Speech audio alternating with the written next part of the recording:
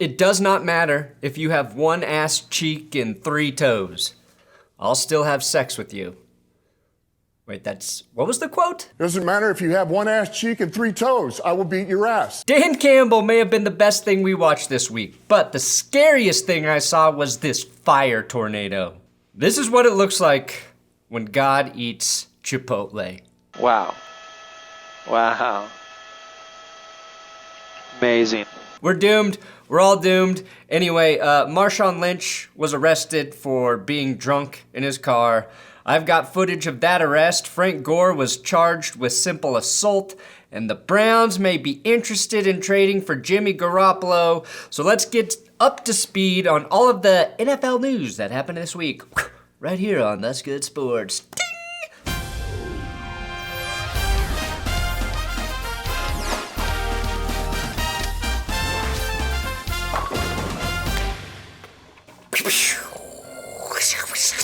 Hey, today's episode is sponsored by Underdog Fantasy. It's August, which means it's officially fantasy drafting season, and right now you can play against me in my private drafts. I've linked a $10 slow 12-person draft below and one very ritzy $100 league for anyone who wants to throw money directly into my pocket.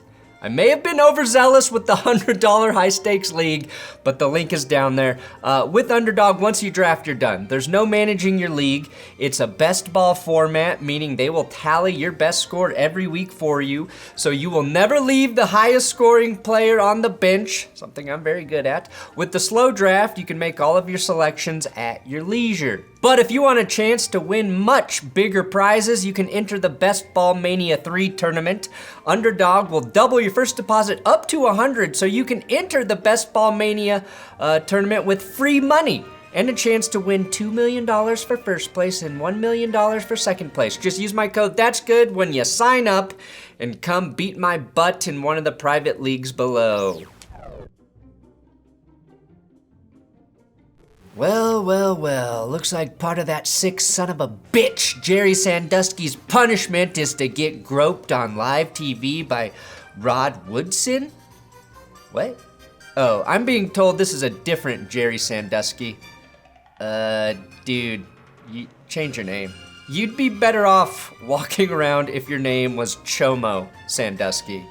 Now, may I present to you the best photo from any NFL training camp you'll ever see. Here's Draymond Jones wearing a safety cap, aka the Guardian cap, pointing his finger gun at who I believe is Cowboys lineman Josh Ball, also wearing a Guardian cap. It's funny because he's threatening to shoot his brains out. 2 questions. 1, does Draymond have the safety on his finger gun? And 2, can Guardian caps stop pretend bullets? According to Jets head coach Robert Saleh, third-year tackle Mekhi Becton suffered a fractured kneecap and will likely be out for the entire 2022 season. Becton is the former 11th overall pick in the 2020 draft and has played just 15 out of a possible 33 games in his career. Now, this is just another string of bad luck for Becton, who had worked his way back from a different knee injury that kept him out of the 2021 season, only to lose his 3rd year before it even started. As for the Jets, they just signed 37-year-old free agent Dwayne Brown to a 2-year deal following the Becton injury. Brown was the only tackle in Seattle that actually provided any sort of protection for Russell Wilson, so not really a bad pickup here. The Tampa Bay Buccaneers have already lost starting center Ryan Jensen, and now his replacement Robert Hainsey also carted off the field with an injury on Wednesday. It turns out that getting your gooch fondled by Tom Brady is like watching that tape from The Ring. Luckily for Hainsey, it was just cramps, and Brady will be away from the team for at least 10 days for a personal matter. Nobody knows what that personal matter is, but if anyone has earned the right not to be at training camp without any issue, it is Tom Brady. No joke here, guys. No joke. That old fuck should be able to do whatever the hell he wants in terms of football prep. Even I can admit that. Ravens safety Tony Jefferson revealed on Twitter that he stopped wearing his glasses years ago, and now he's wearing them again, and guess what? He can see. Twitter's gonna love this. Now that he can see 5 feet in front of him, might he become the next Ed Reed? Bears All-Pro inside linebacker Roquan Smith has reportedly asked for a trade out of Chicago, and by reportedly, I'm referring to his own words. All of these words that he himself posted, specifically the ones that read, "I have officially requested a trade." Smith is due for a new deal, and he released a statement saying the new front office regime does not value me here, and they have left me no choice than to request a trade that allows me to play for an organization that truly values what I bring to the table. Now, it seems like it would be in the Bears' best interest to keep some good players on defense, but they will have to offer him more money up front instead of a backloaded contract where the money isn't real, and reportedly that's what they are offering him. The Falcons, Chargers, Ravens, and Broncos are all teams who have been brought up as potential landing spots for the 5th-year linebacker. Now, the Broncos do intrigue me as a landing spot, but I would also like to have at least one draft pick in the next 3 years. So, hard pass. The Broncos have officially been sold to the Walton Penner Group, and Rob Walton pulled off the ultimate big dick power move, not knowing and probably not caring how to say Roger Goodell's name. I'd like to thank Roger Goodell, Commissioner Goodell. Seriously, he said it like it was Jane Goodall. You know, the monkey chick. Goodall was the first person to observe chimps using tools, and also, I think, gave the world monkeypox. Cleveland Browns wide receiver and kick returner Jakeem Grant tore his Achilles and will miss the entire 2022 season. The Browns had just signed Grant to a 3-year deal this offseason after he made the Pro Bowl as a returner for the Bears last year. Grant has 6 career touchdowns in his 6-year NFL career, and Grant was reportedly having a standout training camp in Cleveland, so this will be a pretty big loss for a special teams unit that had the 5th lowest punt return average in 2021. Although a standout camp in Cleveland just means you won't be suspended all year and you did not get traded to the Panthers. Here's some shitty news. Former Bills, Seahawks, and Raiders running back Marshawn Lynch was arrested for DUI this week. Luckily, nobody was hurt. And usually, when your eyes are varying degrees of open, you don't even need a breathalyzer or a blood test to show that you are beyond fucked up. Now, Lynch's car had a missing tire and another tire completely flattened when the cops showed up around 5:45 in the morning. I'm sorry, officer, was I going a little fast? No, you're missing a wheel. You want me to run a wheel route? Now, Lynch reportedly left a trail of damage before his car came to rest, with marks left on the road and a curb. After some serious digging, I was able to find the video of Lynch leaving a trail of damage before the arrest. And I warn you, this is a bit graphic. Oh no. Oh God, it looks like members of the 2010 Saints defense were left strewn on the side of the road. Somebody help them. All really good references aside, please stop drinking and fucking driving if you're a pro athlete. If I can afford surge rates on Uber, so can you. Here's the actual video. Stomach, roll over. Hands behind your back. No more games today. What kind of games? Because I'm not moving. He does smell like alcohol. Marshawn was not pulled over for a DUI. Rather, the vehicle was safely parked and not in operation. Now, that is true. Oh yeah, that's some lawyering right there. Judge, my client, Mr. Lynch, was driving home. In fact, he was driving from a charity event where he had given kids in need free puppies that he had saved from a fire, which he did while feeding the homeless, when his car broke down with a wheel problem. And Mr. Lynch, a sober Mr. Lynch, well, he called the tow truck, realized that the tow truck was gonna take a very long time.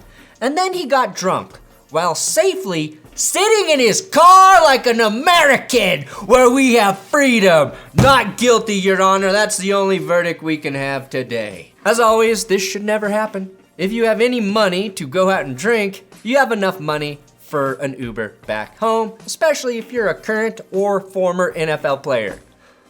All right, maybe not if you're Warren Sapp.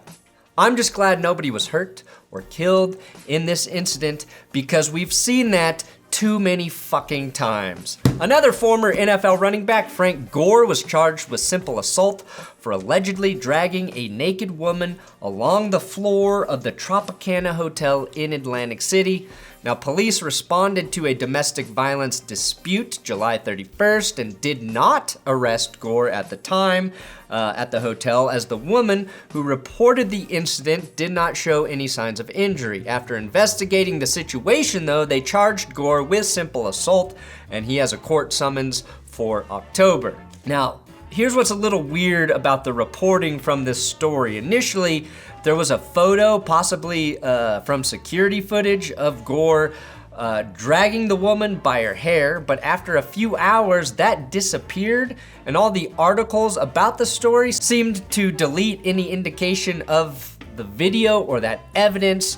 I'm not sure what that means, but hopefully this isn't true. So what I'm saying is, when I tried to figure out what happened here, the information seemed to change through the course of the day, and I don't know.